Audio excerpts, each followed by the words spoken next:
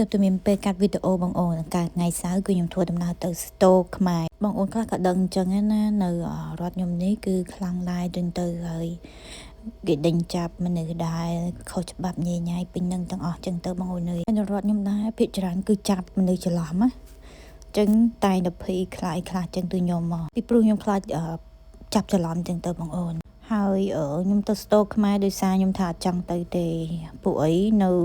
តំបន់ហ្នឹងជិះទៅប្រហែលជា1ម៉ោងហើយជិះតាមផ្លូវបងអូនឃើញឡានដឹកពួកអ្នកខុសច្បាប់ណាឡានហ្នឹងគេហៅឡានទាហានចឹងទៅហើយទៅជាមួយម៉ែក្មេកបងអូនណាហើយផ្សារឡើងឆ្ងាត់ជ្រីបងអូនគេហ៊ានដើរទេគេហ៊ានចេញដើរទៅណាទេគេខ្លាចចាប់ច្រឡំមកហើយអ្នកត្រូវច្បាប់អីដូចខ្ញុំអីគេមិនហ៊ានចេញដើរទេគេខ្លាចចាប់ច្រឡំអញ្ចឹង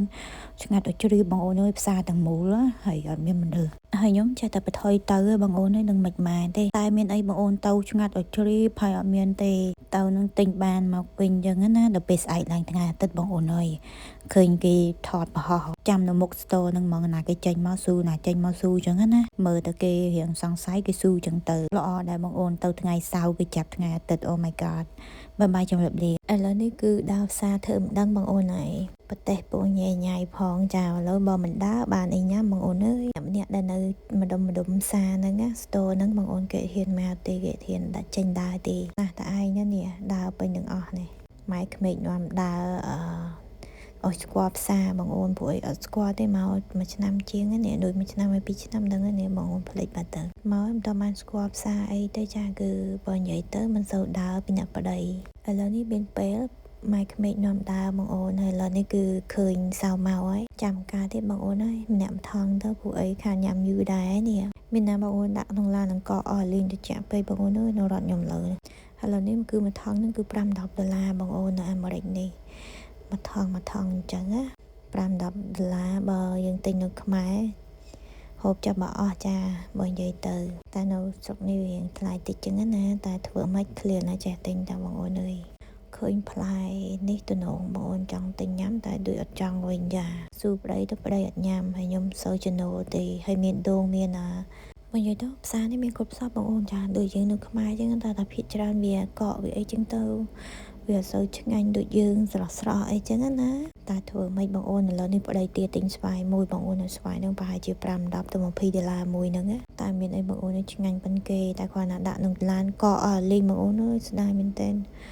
វាទៅជាក់ខ្លាំងពេកចុះហើយយើងដាក់ក្នុងឡានភ្លេចយកចេញក៏ឲ្យលេងទាំងអស់ហើយទៅពេលយើងចិត្តទៅបងអូនញ៉ាំអាកើដូចញ៉ាំស្អីគេដូចញ៉ាំក្រែមកបងអូនវាកកអស់ហ្នឹងដែរមែនតើឲ្យឆ្ងាញ់ស្វាយនេះថ្លៃវាថ្លៃឯតែវាឆ្ងាញ់អញ្ចឹងណាអាយ៉ាបថុយទិញមួយទៅចា$20ជាងដែរលើនេះគឺដើរទៅមុខទៀតដែរដើរមើលគ្រឿងក្រោយអីចឹងណាដំណើរកំសាន្តដើរផ្សារដោយមិនខ្លាចអីចាមិនខ្លាចបងអូនបថុយទៅពួកអីអស់ម្ហូបញ៉ាំអីខ្ញុំខ្លាចតែគេចាប់ច្រឡំទេចាបើនិយាយទៅបាក់ដែរបងអូនធ្លាប់គេចាប់បានខ្មែរមួយចឹងណាគាត់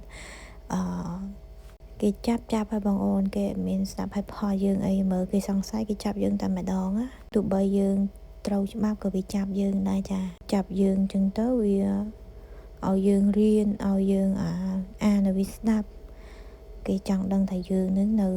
ស្រុកគេនឹងយើងចេះដល់កម្រិតណាចេះអានចេះសរសេរអត់ចឹងណាបងអូនហើយមើលដល់ផ្សារហ្នឹងអត់សូវមានមនុស្សទេគេអត់សូវដើរចេញចូលទេបងអូនគេខ្លាចគ្រប់គ្នាបាយជំរាបលាសុខសប្បាយទាំងអស់